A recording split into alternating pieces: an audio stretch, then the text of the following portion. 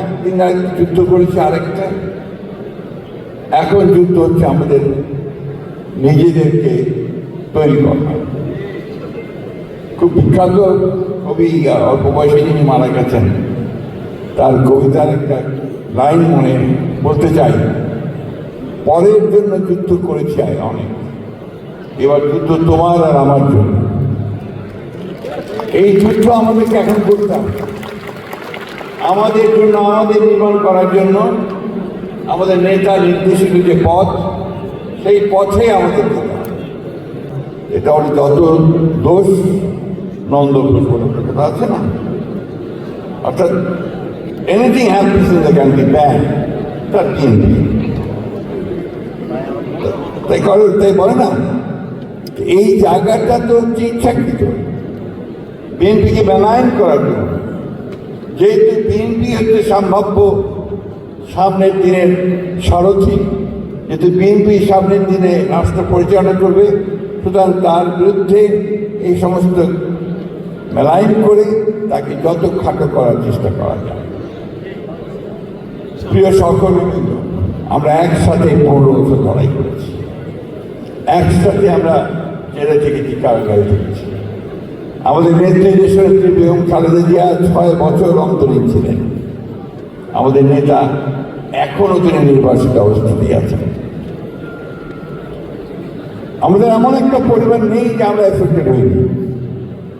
সুতরাং এই জিনিসগুলোকে মনে রেখে যে আসুন আমরা সবাই মিলে এই দুঃখ কষ্টগুলোকে কাটিয়ে আমরা একটা সুন্দর ভবিষ্যতের স্বপ্ন দেখি।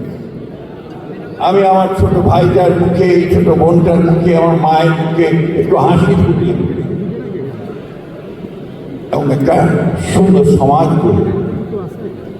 এটা না হলে আমাদের এত চেষ্টা, এত পরিশ্রম, এত রক্তপাত সবকিছু ব্যর্থ হয়ে যাবে।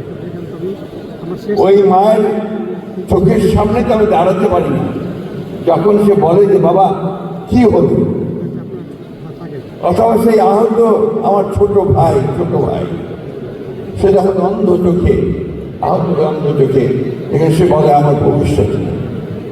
কিন্তু আমাদের দিতে হবে, সরকারের দিকে আঙুল দিকে দিলে হবে না। আমরাও এর জন্য একইভাবে রেসপন্স করব। তো আমাদেরকেও ওই কাজটা করার জন্য এখন থেকে তৈরি হতে হবে। আমরা যদি জনগণের মন জয় করতে পারি, তাদের যদি উইন ওভার করতে পারি, তাদের নির্বাচনে আমরা যদি আমাদের পক্ষে নিয়ে আসতে পারি, তারা আমাদের সরকার তার ক্রমশাবের নেতৃত্ব গঠন করতে পারি, তারা ওনার যে স্বপ্ন, যে কাজগুলো উনি করছেন, আমাদের যে 31 দফা উনি করছেন, সে 31 দফা বাস্তবায়িত হলে আমরা তাদের মুখে হাসি ফোটাতে পারব। আমি বক্তব্য বাড়াবো না, সব শেষ করতে চাই। আসলে একটা যুবক শ্রেণী, তারাই সব কিছু পাল্টে দিতে পারে, দিয়েছে বাংলাদেশ। হাসিনার মতো ফ্যাসিস্টকে তারা তাড়িয়ে দিয়েছে। আমরা পারবো না এখন একটা ভিত্তি, চমৎকার একটা ভিত্তি তৈরি করে, যেটা জিয়া রহমান সাহেব মাত্র 3 বছরে তৈরি করেছিলেন, সেই রকম একটা ভিত্তি তৈরি করে এই দেশটাকে সত্যিকারের সামনের দিকে নিয়ে যেতে পারবো না? কি পারবেন না আপনারা? কি বলে যুবকরা? বলায় জোর নাই, পারতে হবে। দরকার হলে গ্রামে গ্রামে, খাটে খাটে, খালে খালে, খামারে খঞ্জরে গিয়ে মানুষের সঙ্গে কথা, মানুষকে জীবিত করতে হবে, মানুষকে জাগিয়ে তুলতে হবে। আবার এটাই হবে আমাদের কাজ।